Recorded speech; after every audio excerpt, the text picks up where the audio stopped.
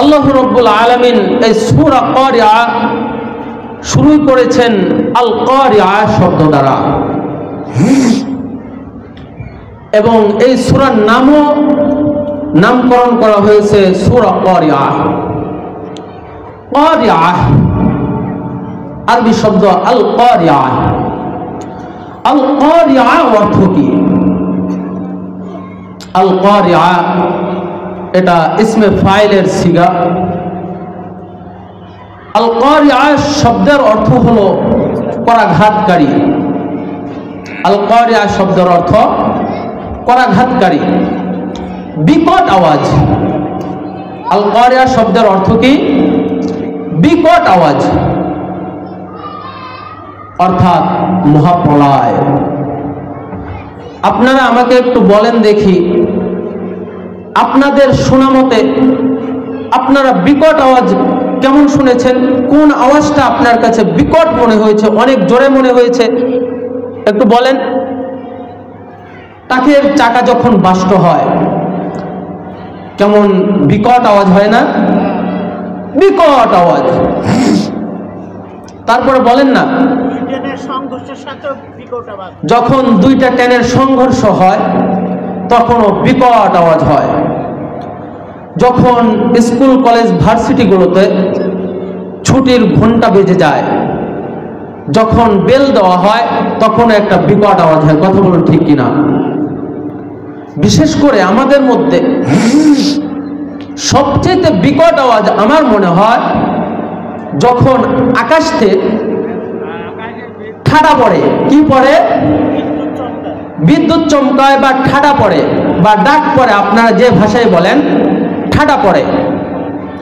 এই যখন ঠাডা পড়ে আকাশ থেকে তখন একটা বিকট আওয়াজ হয়। কেমন আওয়াজ হয়? বিকট আওয়াজ। তো এই আল কারিয়া, এই আল কারিয়া শব্দের অর্থ বিকট আওয়াজ।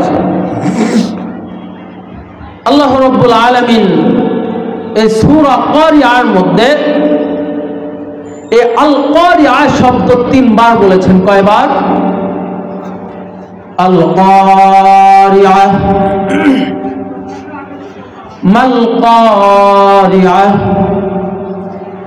ওয়ামা আদরাকা মাল কারিয়া। কয়বার বলেছেন? 3 বার। আল কারিয়া বিকট আওয়াজ। আল্লাহ রাব্বুল আলামিন আবার বলেন মাল কারিয়া, বিকট আওয়াজটা কি?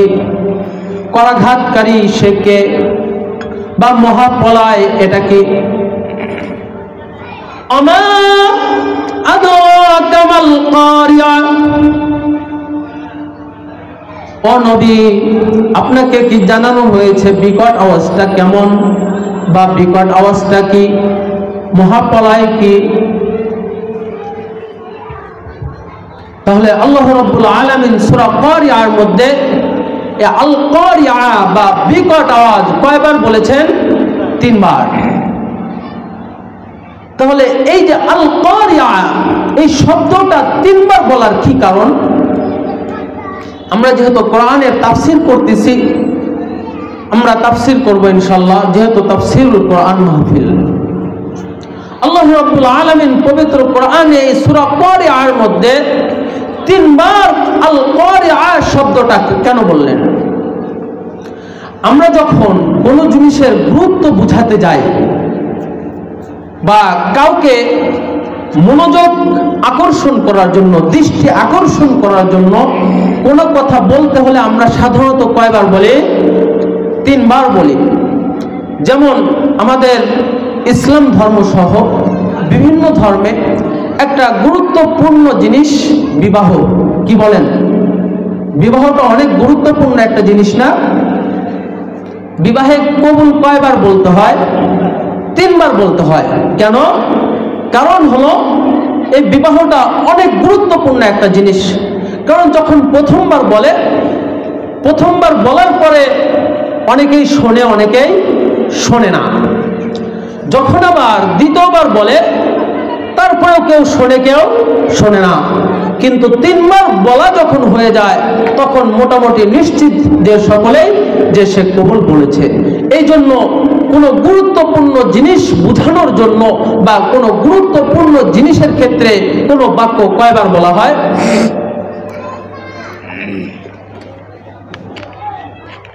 3 বার বলা হয়।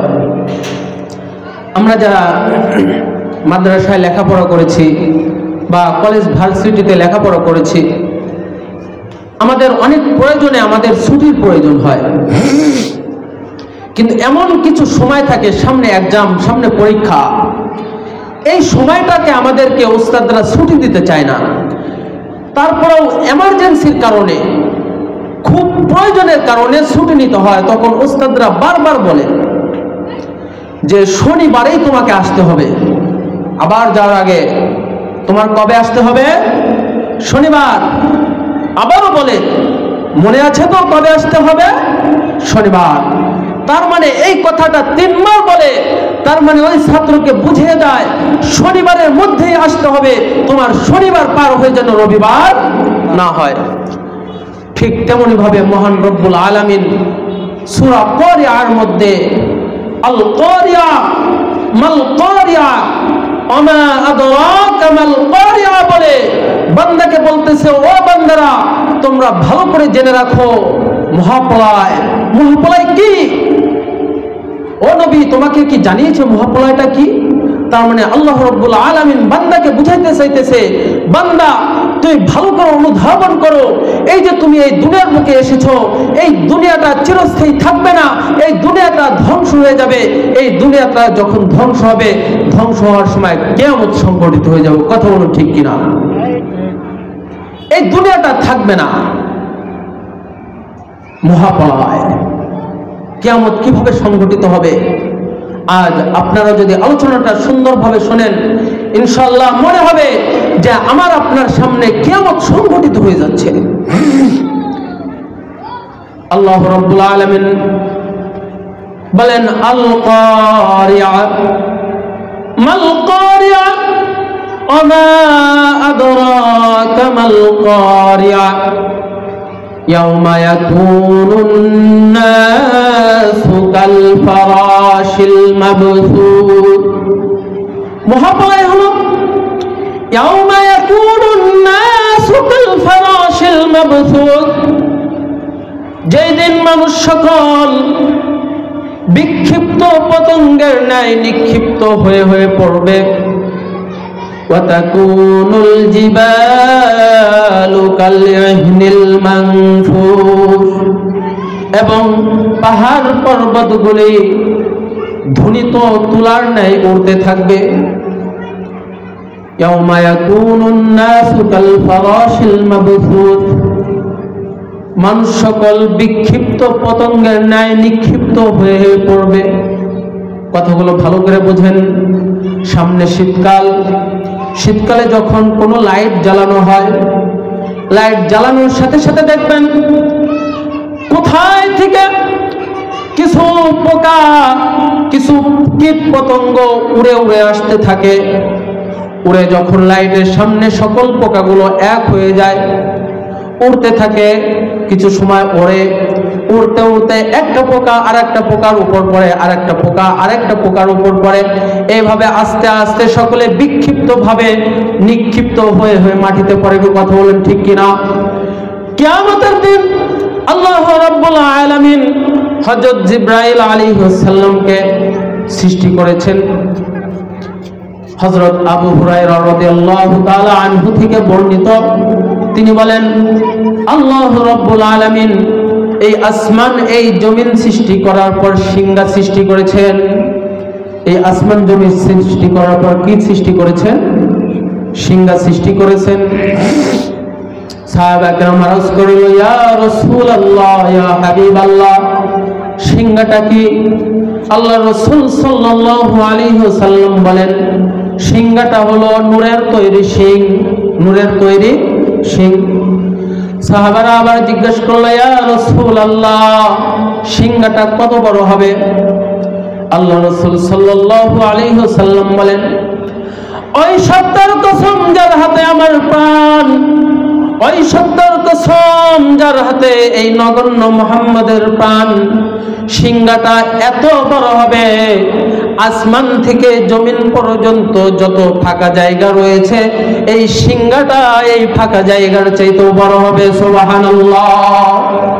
আল্লাহ রাব্বুল আলামিন এই সিংহা সৃষ্টি করার পর হযরত জিবরাইল আলাইহিস সালামের হাতে তুলে দিয়েছেন এবং জিবরাইল আলাইহিস সালামকে আল্লাহ রাব্বুল আলামিন সৃষ্টি করেছেন তিনটা ফুৎকার দেওয়ার জন্য। কয়েকটা ফুৎকার দেওয়ার জন্য আল্লাহ রাব্বুল আলামিন এই পৃথিবীর বুকে অগণিত ফেরেশতা সৃষ্টি করেছেন। এক একজন ফেরেশতাকে এক একটা কারণে বিভিন্ন ভাবে সৃষ্টি করেছেন। হযরত জিবরাইল আলাইহিস সালামকে সৃষ্টি করেছেন সকল নবীদের মধ্যে যোগাযোগ করার জন্য, ওহী প্রেরণ করার জন্য। হযরত ইসরাফিল আলাইহিস সালামকে সৃষ্টি করেছেন এই সিংহায় কয়টা ফুৎকার দেওয়ার জন্য? তিনটা। কয়টা? আল্লাহ রাসূল সাল্লাল্লাহু আলাইহি ওয়াসাল্লাম বলেন হযরত জিবরাইল আলাইহিস সালাতু ওয়াস সালাম সিংহাটা মুখে লাগিয়ে আকাশ পানে এইভাবে তাকিয়ে রয়েছে। কখন আল্লাহ রাব্বুল আলামিন আদেশ করবে, আদেশ করা মাত্রই হযরত ইসরাফিল আলাইহিস সালাতু ওয়াস সালাম সিংহায় ফুৎকার দিবেন।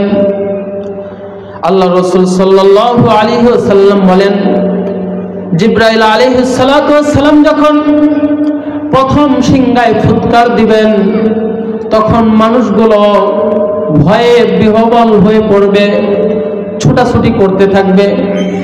ফাইদা নুফিখা ফিস সূরি নাফখাতু ওয়াহিদা, যখন প্রথম ফুৎকার দেওয়া হবে মানুষ সকলেই ভয়ে ছোটাছুটি করতে থাকবে। যখন দ্বিতীয় ফুৎকার দেওয়া হবে তখন সকল মানুষ বেহুশ হয়ে মারা যাবে। কথা বলুন ঠিক কিনা? যখন তৃতীয়বার আবার ফুৎকার দেওয়া হবে, তৃতীয়টা ফুৎকারটা দেওয়া হবে আল্লাহ রাব্বুল আলামিন এই দুনিয়ার বুকে যত মানুষ প্রেরণ করেছিলেন সমস্ত মানুষকে আবার পুনরুজ্জীবিত করার জন্য। আল্লাহ রাব্বুল আলামিন বলেন ফাইযা নুফিখা ফিস সূরি নাফখাতু ওয়াহিদা, যখন প্রথম ফুৎকার দেওয়া হবে মানুষ ভয়ে ছোটাছুটি করতে থাকবে। আল কারিয়াতু মাল কারিয়া আমা আদরাকা মাল কারিয়া ইয়াউমা ইয়াকুনুন নাসু কাল ফারাশিল মাবসুস, মানুষ তখন বিক্ষিপ্ত পতঙ্গের ন্যায় নিক্ষিপ্ত হয়ে হয়ে পড়বে। এই যে যখন প্রথম ফুৎকার দেওয়া হবে ফাইযা নুফিখা ফিস সূরি নাফখাতু ওয়াহিদা, যখন প্রথম ফুৎকার দেওয়া হবে তখন মানুষ এই যে দৌড়াইতে থাকবে, দৌড়াইতে দৌড়াইতে কোথায় যাবে কোনো ঠিক ঠিকানা নেই, দৌড়াইতেই থাকবে, দৌড়াইতেই থাকবে। মানুষ শুধু দৌড়াইতেই থাকবে, কে কোথায় চলে যাচ্ছে, কার উপর কে পড়তেছে। ওই যে পোকাগুলো যেভাবে লাইটের সামনে এসে একে অপরের উপর পড়তে থাকে, মানুষও ভয়ে ভয়ে বিহ্বল হয়ে পড়বে, মানুষ একে অপরের উপর নিক্ষিপ্ত হয়ে পড়বে। আল্লাহ রাব্বুল আলামিন বলেন وَيَوْمَ يُنفَخُ فِي الصُّورِ فَصَعِقَ مَنْ فِي السَّمَاوَاتِ وَمَنْ فِي الْأَرْضِ إِلَّا مَنْ شَاءَ اللَّهُ, যেদিন সিংহায় ফুৎকার দেওয়া হবে সেদিন আকাশমণ্ডলী ও জমিনের সকল মানুষ ভয়ে বিহ্বল হয়ে পড়বে, তবে আল্লাহ রাব্বুল আলামিন যাকে ইচ্ছা করেন সেই ব্যক্তি ব্যতীত, আল্লাহ রাব্বুল আলামিন যাকে সেই দিন ভয় থেকে বাঁচাইতে চান শুধুমাত্র সেই ব্যক্তি ব্যতীত সকল মানুষ ভয়ে বিহ্বল হয়ে পড়বে। গর্ভপাতকারী মায়েরা তাদের সদ্য ভূমিষ্ঠ সন্তানকে ভুলে যাবে। তার সামনে যে সদ্যজাত ভূমিষ্ঠ নবজাতক সন্তান আছে সে ভুলে যাবে যে আমার সন্তান আছে, সবে মাত্র সন্তান ভূমিষ্ঠ করেছে। সেই মাও উঠে দৌড়াইতে থাকবে। যে সকল মায়েরা গর্ভধারিণী মা, যাদের গর্ভে এখনো বাচ্চা আছে, বাচ্চার বয়স এখনো 6 মাস 7 মাস হয়েছে মাত্র, ওই সকল মায়েরা প্রথম সিংহার ফুৎকারের আওয়াজ পাওয়ার সাথে সাথে সকলেই গর্ভপাত করে দিবে।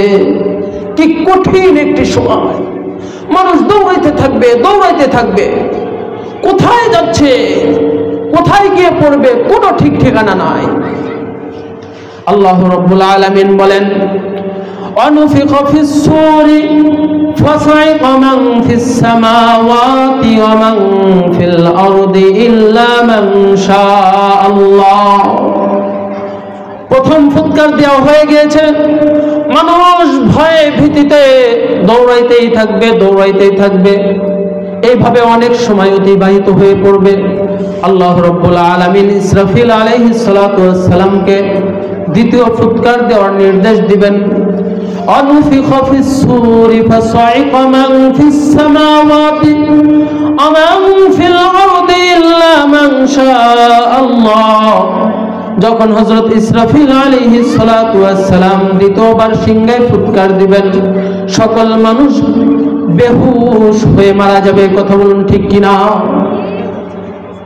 দ্বিতীয় ফুৎকার যখন দেওয়া হবে, সকল মানুষ বেহুশ হয়ে মারা যাবে। আল্লাহ রাব্বুল আলামিন মালাকুল মাউত হযরত আজরাইল আলাইহিস সালাতু ওয়াস সালামকে ডাকবেন, ও মালাকুল মাউত, ও আজরাইল, তুমি বলো এই পৃথিবীকে আর কে কে বেঁচে আছে? আজরাইল আলাইহিস সালাতু ওয়াস সালাম বলবেন, তুমি প্রভু চিরন্তন, আমি মালাকুল মাউত আজরাইল, তোমার আরশ বহনকারী ফেরেশতা, এবং হযরত জিবরাইল, ইসরাফিল এবং মিকাইল আলাইহিস সালাতু ওয়াস সালাম এই দুনিয়ার বুকে বেঁচে আছে। আল্লাহ রাব্বুল আলামিন বলবেন, মালাকুল মাউত, তুমি কি শোনো নাই? আমি তো পবিত্র কোরআনে ঘোষণা করেছি, কুল্লু নাফসিন যায়িকাতুল মাউত। এই আয়াত বলার সঙ্গে সঙ্গে হযরত আজরাইল আলাইহিস সালাতু ওয়াস সালাম, জিবরাইল, মিকাইল, ইসরাফিল এবং আরশ বহনকারী সকল ফেরেশতার রূহ কবজ করে ফেলবে। আল্লাহ রাব্বুল আলামিন আবার ডাকবে, ও মালাকুল মাউত, তুমি আমাকে খবর দাও এই পৃথিবীতে আর কে কে বেঁচে আছে? মালাকুল মাউত বলবে, তুমি প্রভু চিরন্তন এবং তোমার নগণ্য একজন দাস মালাকুল মাউত, আমি আজরাইল বেঁচে আছি।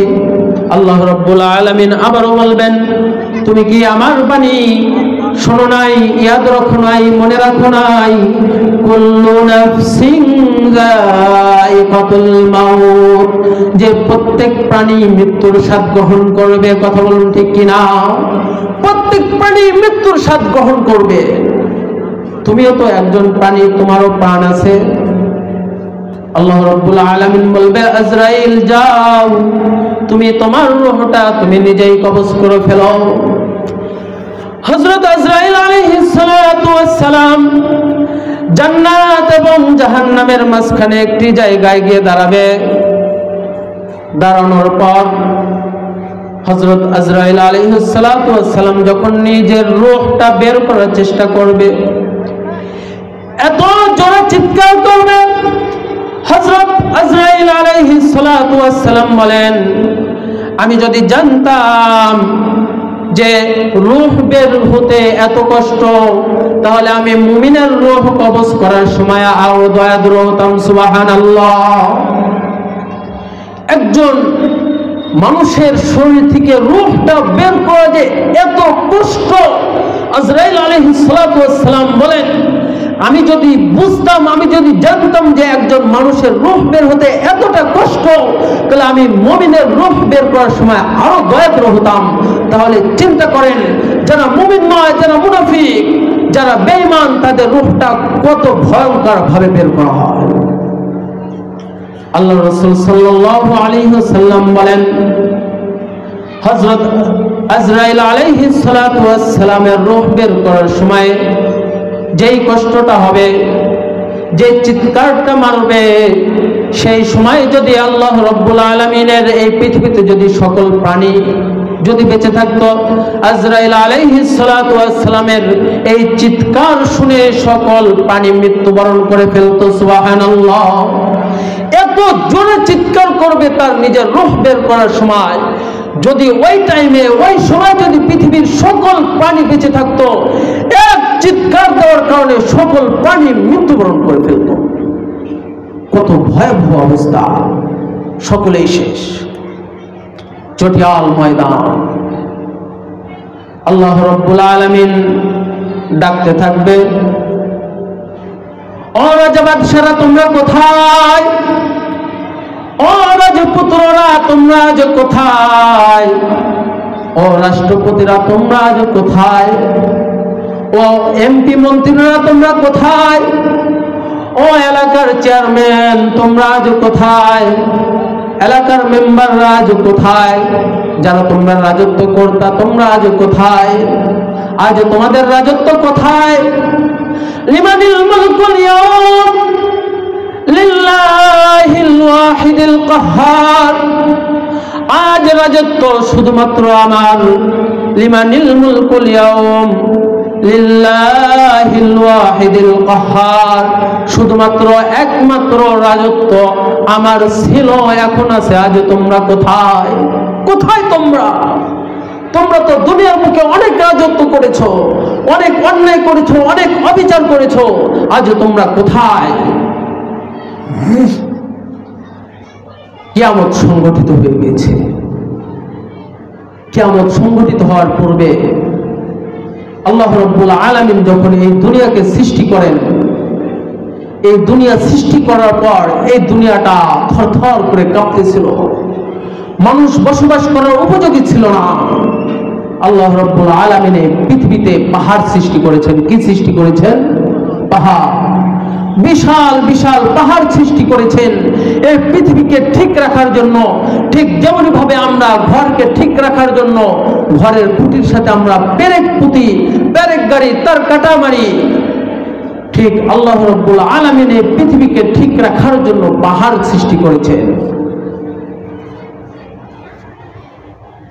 আল কারিয়াতু মাল কারিয়া আমা আদরাকা মাল কারিয়া ইয়াউমা ইয়াকুনুন নাসু কাল ফারাশিল মাবসুত ওয়া তাকুনুল জিবালু কাল ইহনিল মানফুস। সেদিন পাহাড় সমূহ ধ্বনিত রঙের তুলার ন্যায় উঠতে থাকবে।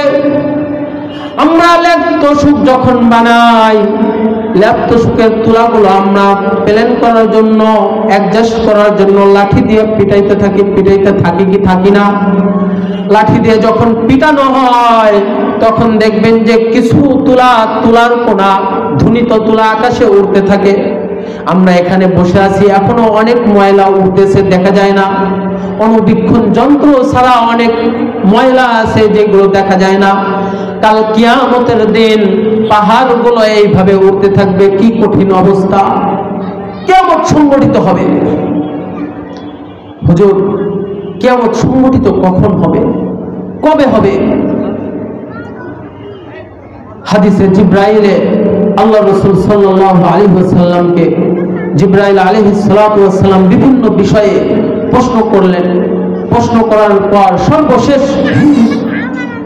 হযরত জিব্রাইল আলাইহিস সালাতু ওয়াস সালাম বলেন, ও মুহাম্মদ, ও আল্লাহর বান্দা, তুমি আমাকে কিয়ামত সম্পর্কে সংবাদ দাও, কবে কিয়ামত সংঘটিত হবে? আল্লাহ রাসূল সাল্লাল্লাহু আলাইহি ওয়াসাল্লাম বলেন, মাল মাসউলু আনহা বিআলামা মিনাস সাইল। আল্লাহ রাসূল সাল্লাল্লাহু আলাইহি ওয়াসাল্লাম বলেন, প্রশ্নকারীর চাইতে প্রশ্নের উত্তরদাতা অনেক বেশি জ্ঞাত নয়। অর্থাৎ যিনি প্রশ্ন করেছেন তিনি সর্বাধিক জ্ঞাত যে কিয়ামত কখন সংঘটিত হবে। জিব্রাইল আলাইহিস সালাতু ওয়াস সালাম বলেন, ফাখবিরনি আন আমারাতিহা। ও আল্লাহর বান্দা, তুমি যেহেতু কিয়ামত কবে সংঘটিত হবে এর সংবাদ দিতে পারছো না, তাহলে তুমি আমাকে এর কিছু আলামত সম্পর্কে আমাকে শোনাও, এর কিছু আলামত আমার কাছে বয়ান করো। আল্লাহ রাসূল সাল্লাল্লাহু আলাইহি ওয়াসাল্লাম বলেন, আন তালিদাল আমাতু রাব্বাতাহা, কিয়ামতের এক নম্বর আলামত হলো যে দাসী তার মুনিবকে জন্ম দিবে। দাসী তার মুনিবকে জন্ম দিবে। দাসী বাদী, এখন যদিও ইসলামে দাসী বান্দির কোনো প্রচলন নাই, এক সময় দাসী ছিল। এই দাসীরা তাদের মুনিবকে জন্ম দিবে, এটা কিভাবে সম্ভব? এই কথার ব্যাখ্যা কি? মুহাদ্দিসিনে কিরাম এই কথার ব্যাখ্যা করেন, এক নাম্বার যে সন্তানেরা তাদের মায়েদের সাথে দাসী বান্দীদের মতো ব্যবহার করবে। বর্তমান সমাজেও সন্তানেরা তাদের মায়েদের সাথে দাসী বান্দীদের মতো ব্যবহার করে কি করে না? কথা বলতে হবে, বর্তমানের সন্তানেরা তাদের মায়েদের সাথে দাসী বান্দীদের মতো আচরণ করে কি করে না? করে। দুই নাম্বার আরেকটি ব্যাখ্যা মুহাদ্দিসিনে কেরাম বলেন যে যে বাবা ছিল মুনিব, তার দাসী ছিল, ওই দাসীর গর্ভ থেকে তার সন্তান হয়েছে, বাবা মৃত্যুবরণ করার পর ওই দাসীর মালিক হবে ওই সন্তান। এইভাবে বলা হয় যে দাসী তার মুনিবকে জন্ম দিবে। দুই নম্বর আলামত হলো আল্লাহ রাসূল সাল্লাল্লাহু আলাইহি ওয়াসাল্লাম বলেন, ওয়া আন তারাল হুফাতাল উরাতাল আলাতা রিয়া আশ-শাই ইয়াতাতাওয়ালুনা ফিল বুনিয়ান। আল্লাহ রাসূল সাল্লাল্লাহু আলাইহি ওয়াসাল্লাম বলেন, তোমরা ল্যাংটা উলঙ্গ জুতাবিহীন কিছু লোককে দেখতে পারবা, তারা বড় বড় অট্টালিকা দিবে এবং বড় বড় অট্টালিকা দেওয়ার পর তারা এই বড় বড় অট্টালিকা নিয়ে তারা গর্ব করতে থাকবে। বর্তমান সমাজে এই ল্যাংটা, এই উলঙ্গ ব্যক্তি দ্বারা কি বোঝানো হয়েছে? যাদের পায়ে জুতা থাকে না, যারা ল্যাংটা থাকে, উলঙ্গ থাকে, অর্থাৎ সমাজের মধ্যে যারা সবচেয়ে নিম্ন শ্রেণীর ব্যক্তি, যারা সবচেয়ে দরিদ্র ব্যক্তি, তাদের পায়ে জুতা থাকে না। কথা বলুন ঠিক কিনা? অর্থাৎ যাদের শরীরে ভালো পোশাক নাই, যারা গরিব, তাদেরকে এখানে উলঙ্গ বোঝানো হয়েছে। আল্লাহ রাসূল সাল্লাল্লাহু আলাইহি ওয়াসাল্লাম বলেন, সমাজের নিম্ন শ্রেণীর ব্যক্তিরা যখন বড় বড় দালান কোঠা, বড় বড় অট্টালিকা দিতে থাকবে এবং এই বড় বড় দালান কোঠা নিয়ে অহংকার করতে থাকবে, গর্ব করতে থাকবে এবং প্রতিযোগিতায় নেমে থাকবে, তখন বুঝতে হবে যে কিয়ামতের আর বেশি দিন বাকি নাই, কিয়ামত অতি সন্নিকটে। বর্তমান আমাদের সমাজে এমনটা হচ্ছে কি হচ্ছে না? বর্তমান সমাজের দিকে তাকালে দেখা যায়, যারা এক সময় সমাজের মধ্যে সবচেয়ে যারা নিম্ন শ্রেণীর লোক ছিল, আজ তারা সমাজের নেতা, আজ তারা সমাজের কর্তৃত্বশীল, আজ তারা বড় বড় অট্টালিকা দিচ্ছে, আজ তারা বড় বড় দালান কোঠা দিচ্ছে এবং তারা এলাকার মাতব্বর, এলাকার মেম্বার, এলাকার চেয়ারম্যান, এবং তারা এ নিয়ে গর্ব করতেছে। কথা বলুন ঠিক কিনা? তাহলে বুঝতে হবে যে কিয়ামতের আর বেশি দিন বাকি নাই, কিয়ামত খুব শীঘ্রই কিয়ামত সংঘটিত হয়ে যাবে। কিয়ামতের আর বেশি দিন বাকি নাই। আল্লাহ রাসূল সাল্লাল্লাহু আলাইহি ওয়াসাল্লাম তিরমিজি শরীফের হাদিসে কিয়ামতের কিছু আলামত বর্ণনা করেন। এক নাম্বার, যখন জিহাদে প্রাপ্ত সম্পদ নিজেদের ব্যক্তিগত সম্পদ মনে করবে, অর্থাৎ রাষ্ট্রীয় সম্পদকে যখন নিজেদের ব্যক্তিগত সম্পদ মনে করে নিজেদের ব্যক্তিগত কাজে ব্যবহার করবে, তখন বুঝতে হবে কিয়ামতের আর বেশি দিন বাকি নাই। রাষ্ট্রীয় সম্পদকে নিজেদের ব্যক্তিগত সম্পদ মনে করে নিজেদের ব্যক্তিগত কাজে ব্যবহার করতে থাকবে, তখন বুঝতে হবে যে কিয়ামতের আর বেশি দিন বাকি নাই।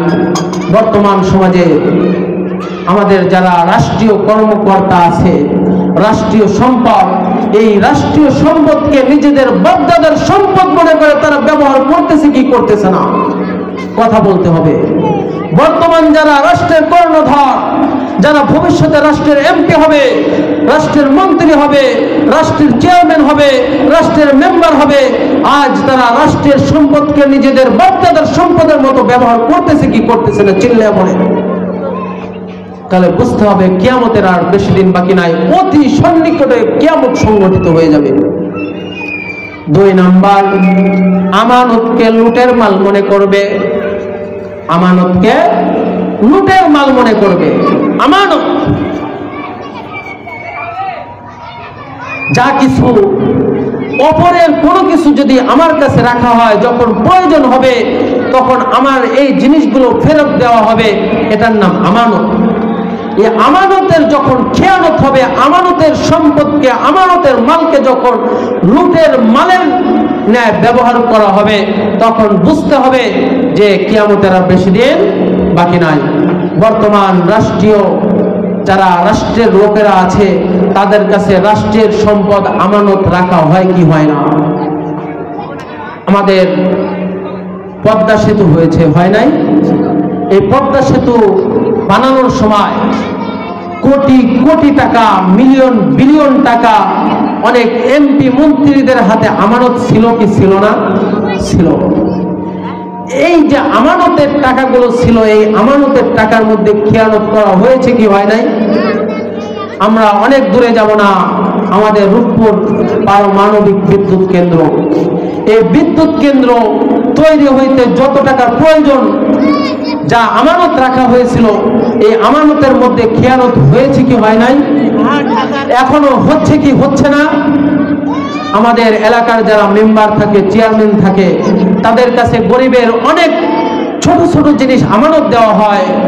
কিছু চাউল দেওয়া হয়, কিছু ডাউল দেওয়া হয়, কিছু তেল দেওয়া হয়, অনেক গর্ভধারিণী মায়েদের জন্য গর্ভবতী ভাতার কার্ড দেওয়া হয়, প্রতিবন্ধীদের জন্য প্রতিবন্ধীর ভাতার কার্ড দেওয়া হয়। এই সকল ছোট ছোট আমানতের মধ্যেও খেয়ানত করা হয় কি হয় না? কথা বলতে হবে। যখন আমানতের মধ্যে খেয়ানত হবে, তখন বুঝতে হবে যে আমাদের কিয়ামত অতি সন্নিকট। 3 নাম্বার, যখন যাকাতকে আমরা জরিমানা মনে করব। যাদের নিসাব পরিমাণ সম্পদ হয়, তাদের উপর যাকাত ফরজ হয়ে যায়। যাকাত ফরজ হয় না? যাকাত ফরজ হয়ে যায়। এই যাকাত যখন আমাদের উপর ফরজ হয়, আলেমরা যখন যাকাতের বিষয়ে বয়ান করেন, তখন আমরা মনে করি আমরা যাকাত দিতেছি না, আমরা জরিমানা দিতেছি। কথা বলেন ঠিক কিনা? এই যাকাত, নিজের পক্ষ থেকে যাকাত দেওয়াকে যারা জরিমানা মনে করবে, আর এখন এই যাকাত দেওয়াকে আমরা জরিমানা মনে করে থাকি, বুঝতে হবে যে আমাদের কিয়ামত অতি সন্নিকটে। 4 নাম্বার, যখন বিজাতীয় শিক্ষা গ্রহণ করা হবে। বর্তমান সমাজে কোরআন হাদিস শিক্ষা গ্রহণ করাকে আমরা একদম নিম্ন চোখে দেখি। আর যারা ইংলিশ মিডিয়ামে লেখাপড়া করে, জেনারেল লাইনে লেখাপড়া করে, আমি গর্ব করে বলি আমার সন্তান ভার্সিটিতে চান্স পেয়েছে, ঢাকা বিশ্ববিদ্যালয়ে চান্স পেয়েছে, রাজশাহী বিশ্ববিদ্যালয়ে চান্স পেয়েছে। এটা আমরা গর্ব করে বলি। আমার ছেলে ইঞ্জিনিয়ার, আমি গর্ব করি। আমার ছেলে ব্যারিস্টার, আমি গর্ব করি। আমার ছেলে ম্যাজিস্ট্রেট, আমি গর্ব করি। আমার ছেলে আর্মি, আমার ছেলে বিডিআর, আমার ছেলে পুলিশ, আমরা গর্ব করি। কিন্তু আমার ছেলে হাফেজ, আমি গর্ব করি না। আমার ছেলে আলেম, আমি গর্ব করি না। বিজাতীয় শিক্ষাকে যারা প্রাধান্য দেবে, বিজাতীয় শিক্ষা গ্রহণ করাকে যখন অগ্রাধিকার দেওয়া হবে, তখন বুঝতে হবে কিয়ামতের আর বেশি দিন বাকি নেই। কথা বলেন ঠিক কিনা? বর্তমান মাদ্রাসার অভাব নাই, কিন্তু মাদ্রাসায় অনেক মাদ্রাসায় শিক্ষার্থী নাই, কিন্তু কিন্ডারগার্টেন গুলোতে অনেক ছাত্রছাত্রীর অভাব নাই, প্রাইমারিতে ছাত্রছাত্রীর অভাব নাই। কারণ আমরা মনে করি যে আমার ছেলে হাফেজ হবে, হাফেজ হওয়ার পর সে কি করে থাকবে? রিজিকের মালিক কে? আজ পর্যন্ত আমার চোখে দেখি নাই যে কোন আলেম, সে আলেম হওয়ার পর সে রিক্সা চালায় খায়। আপনারা দেখেছেন? আমার চোখে দেখি নাই।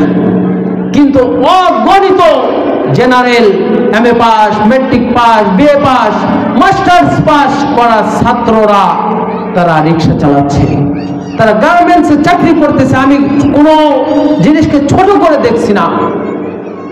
তুমি মাস্টার্স পাস করার পরেও গার্মেন্টসে চাকরি করতে হচ্ছে, রিক্সা চালাইতে হচ্ছে। তাহলে তুমি যে তোমার শিক্ষাকে এত প্রাধান্য দিলা, এত মূল্যায়ন দিলা, কি লাভ হলো? যাই হোক, যেটা আমি বলতেছিলাম যে যখন বিজাতীয় শিক্ষাকে প্রাধান্য দেওয়া হবে তখন বুঝতে হবে যে কিয়ামত অতি সন্নিকটে। 5 নম্বর আলামত হলো পুরুষ যখন নারীদের অনুসরণ করবে। বর্তমান যুগে পুরুষেরা কে পুরুষ কে নারী চিনা পর্দায়, পুরুষেরা বড় বড় চুল রেখে কানে দুল পরে হাতে ব্রেসলেট পরে রাস্তায় ঘুরে বেড়াচ্ছে নারীদের শ্বাস সেজে, দেখলে বোঝাও যায় না কে পুরুষ কে নারী। বুঝতে হবে কিয়ামতের আর বেশি দিন বাকি নাই, কিয়ামত অতি সন্নিকটে। 6 নম্বর, যখন বন্ধু বান্ধবকে নিকটে স্থান দিবে ও পিতামাতাকে দূরে রাখবে। বর্তমান সমাজে বন্ধু বান্ধবদেরকে অনেক নিকটে রাখা হয় আর পিতা মাতাকে দূরে সরিয়ে দেওয়া হয়। কথা বলুন ঠিক কিনা? তাহলে বুঝতে হবে কিয়ামতের আর বেশি দিন বাকি নাই। 7 নম্বর, মসজিদ সমূহে উচ্চ স্বরে কথা বলা হবে। মসজিদ সমূহে উচ্চ স্বরে কথা বলা হবে। বর্তমান অনেক মসজিদে অনেক মিটিং মিছিল হয়, রাজনৈতিক আলোচনা হয়, উচ্চ স্বরে কথা হয়, গান বাজনাও হয়। হয় না যে হুজুর মসজিদে আবার গান বাজনা কিভাবে হয়? বিজাতিরা দেখেন কিভাবে মসজিদের মধ্যেও গান বাজনার ব্যবস্থা করে দিয়েছে। আমার আপনার কাছে মোবাইল থাকে, অনেক সময় সাইলেন্ট করে রাখি না। আমাদের অনেকের মোবাইলে রিংটোন গান দেওয়া থাকে কি থাকে না?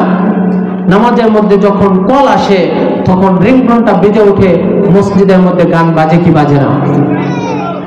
বুঝতে হবে কিয়ামতের আর বেশি দিন বাকি নাই। 8 নম্বর, ফাসেক ফুজ্জাররা গোত্রের নেতা হবে। বর্তমান সমাজের দিকে তাকালে দেখা যায় কোন আলেম, কোন নেককার, কোন পরহেজগার আজ সমাজের নেতা নাই, তাদেরকে নেতা মানা হয় না।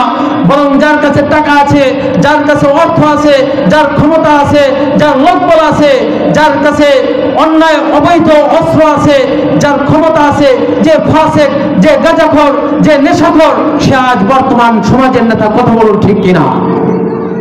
বুঝতে হবে কিয়ামতের আর বেশি দিন বাকি নয়।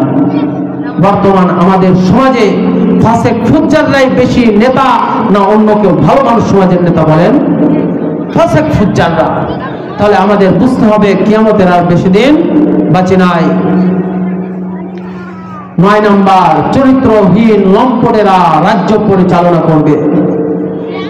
বর্তমান যারা রাষ্ট্রপতিরা আছে, রাষ্ট্রের অনেক কর্ণধর, খোঁজ নিয়ে দেখবেন যে তাদের মতো চরিত্রহীন লম্পট এই দুনিয়ার বুকে আর একটাও হতে পারে না। অনেক খোঁজ নিয়ে দেখবেন, আপনারা চিনে থাকবেন টাকলা মুরাদ, চেনেন না? আমি সরকারের সময় ছিল টাকলা মুরাদ, তথ্য প্রযুক্তি মন্ত্রী ছিল। আমাদের নাটোর সিংড়া 3 আসরের মন্ত্রী পলকের অনেক ঘনিষ্ঠ লোক। চিত্রনায়িকা মাহিয়া মাহি, তার সাথে নোংরামের ভিডিও এবং কল রেকর্ড ভাইরাল হয়েছিল কি হয় নাই? বাস্তব মিলেছে তো আমার কথার সাথে? যে চরিত্রহীন লম্পটেরা যখন রাজ্য পরিচালনা করবে, বুঝতে হবে কিয়ামতের আর বেশি দিন বাকি নাই। কথা বলুন ঠিক কিনা? 10 নম্বর, কোন ব্যক্তির অত্যাচার থেকে বাঁচার জন্য তাকে সম্মান করা হবে। এই বিষয়টা খুবই গুরুত্বপূর্ণ। আজ বর্তমান সমাজের অনেক মানুষ এমন আছে, অনেককে সালাম করে, মন থেকে তাকে ভালোবাসে না, তাকে মহব্বত করে না, কিন্তু তাকে যদি আমি সালাম না দেই, তার কাছে যদি আমি নত স্বীকার না করি, তার কাছে যদি আমি মাথা না নোয়াই, তাহলে আমার উপর অত্যাচার করা হবে। এই অত্যাচার থেকে বাঁচার জন্য অনেককে সম্মান করে, কিন্তু দূরে তাকে তার নামে বদনাম করে। এমন চরিত্র বর্তমান সমাজে আছে কি নাই? কথা বলতে হবে। বর্তমান সমাজে অনেকের অত্যাচার থেকে বাঁচার জন্য অনেককে সম্মান করা হয়।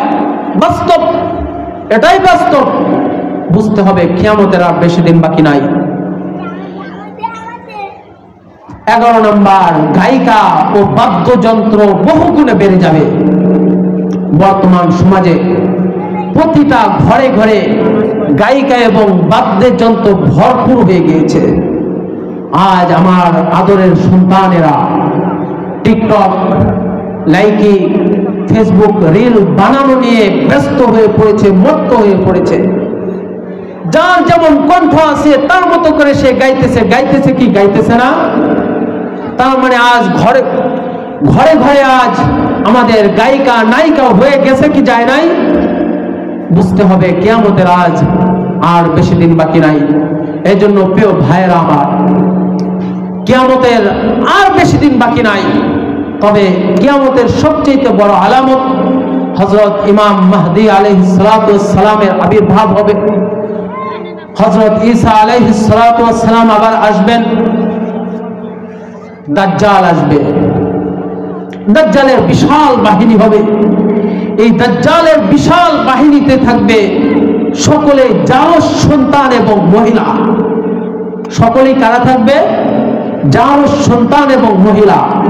বর্তমান সমাজে মেয়ে সন্তানের জন্মের হার বেশি নাকি ছেলে সন্তানের? মেয়ে সন্তানের। বাংলাদেশেই শতকরা একজন পুরুষের জন্য মোটামুটি 4 জন করে নারী বরাদ্দ হয়ে গেছে। তার মানে মেয়ে সন্তানের হার অনেক বেশি। আর জারজ সন্তান, আজ ঘরে ঘরে জারজ সন্তানের অভাব নাই। আমি আপনি জানিও না যে আমার ঘরে জারজ সন্তান আছে।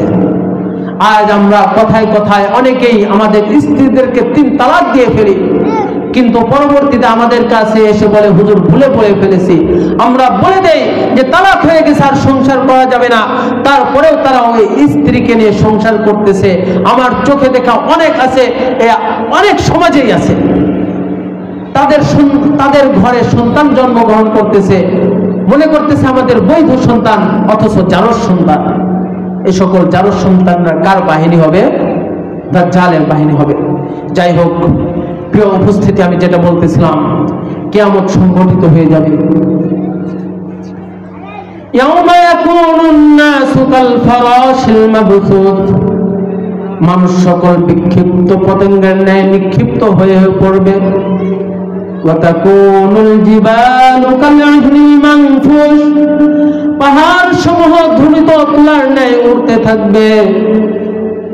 সেই দিন আমাদের কোনো আমল কাজে আসবে না। হযরত আবু হুরায়রা রাদিয়াল্লাহু তাআলা আনহু থেকে বর্ণিত, তিনি বলেন রাসূলুল্লাহ সাল্লাল্লাহু আলাইহি ওয়াসাল্লাম বলেন, কিয়ামতের দিন সবাই তো উড়াইতে থাকবে, পেরেশানগ্রস্ত থাকবে। তার স্ত্রীর সাথে দেখা হয়ে যাবে।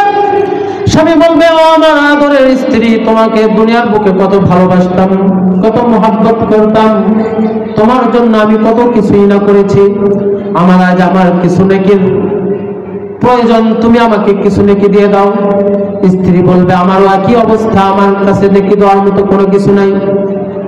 এভাবে তার সন্তানের কাছে যাবে, তার বন্ধু বান্ধবের কাছে যাবে, সকলেই অস্বীকার করে বসবে, আমার কাছে দেওয়ার মতো কোনো কিছুই নাই। এই জন্য মহান রব্বুল আলামিন পবিত্র কোরআনে বলেন, ইয়া আইয়ুহাল্লাযীনা আমানু আনফিকু মিম্মা রাযাকনাকুম মিন ক্বাবলি আন ইয়াতিয়া ইয়াউমুন লা বাইউন ফীহি ওয়ালা খুল্লাতুন ওয়ালা শাফাআহ ওয়াল কাফিরুনা হুমুজ যালিমুন। ও আমার বান্দারা, ও ঈমানদার বান্দাগণ, কিয়ামত আসার পূর্বেই তোমরা তোমাদের আমলনামা ঠিক করে নাও, তোমরা তোমাদের ব্যবসা বাণিজ্য করে নাও। অর্থাৎ তোমরা দুনিয়ার বুকে তোমাদের কাল কিয়ামতের আমলনামা করে নাও, কারণ কিয়ামতের দিন আর তোমাদের কোনো ক্রয় বিক্রয়ের সুযোগ থাকবে না। তোমাদের এই দুনিয়ার বুকে যত অর্থ সম্পদ আছে, কোনো অর্থ সম্পদ তোমাদের কাজে আসবে না। কাজে আসবে? কোনো অর্থ সম্পদ কাজে আসবে না। আজকের জুমার আলোচনায় আমি বলেছি, আমরা মানুষ মাত্র, আমাদের নিকট আমরা যাই বলি না কেন, আমার এই বিল্ডিং আমার, এই ব্যাংক ব্যালেন্স আমার, এই জায়গা জমি আমার, অথচ আমার কোনো কিছুই নাই। আমার যদি থেকে থাকে, শুধুমাত্র আমার জন্য 3টা জিনিস আছে। কয়টা জিনিস? আমার বলতে শুধুমাত্র 3টা জিনিস আছে। 1 নাম্বার, আমি যা কিছু খরচ করে ফেলেছি, আমি যা কিছু খেয়ে ফেলেছি, ভক্ষণ করেছি, শুধুমাত্র এটাই আমার। 2 নাম্বার, আমি যে সকল পোশাক পরিচ্ছদ আমি পরিধান করে ছিঁড়ে ফেলেছি, এটাই আমার। আর 3 নাম্বার, আমি আমার জন্য কাল কিয়ামতের দিন, কাল কিয়ামতের জন্য যা কিছু দান করেছি এগুলাই আমার, আমি আমার কল্যাণের জন্য মসজিদে যা কিছু দান করেছি, মাদ্রাসার জন্য যা দান করেছি, গরিবদের জন্য যা দান করেছি, এইগুলাই শুধুমাত্র আমার জন্য থেকে যাবে, আর আমার কিছুই থাকবে না। কাল কিয়ামতের দিন কোনো কিছুই কাজে আসবে না। এই জন্য উপস্থিত ভাইরা, আপনাদের কাছে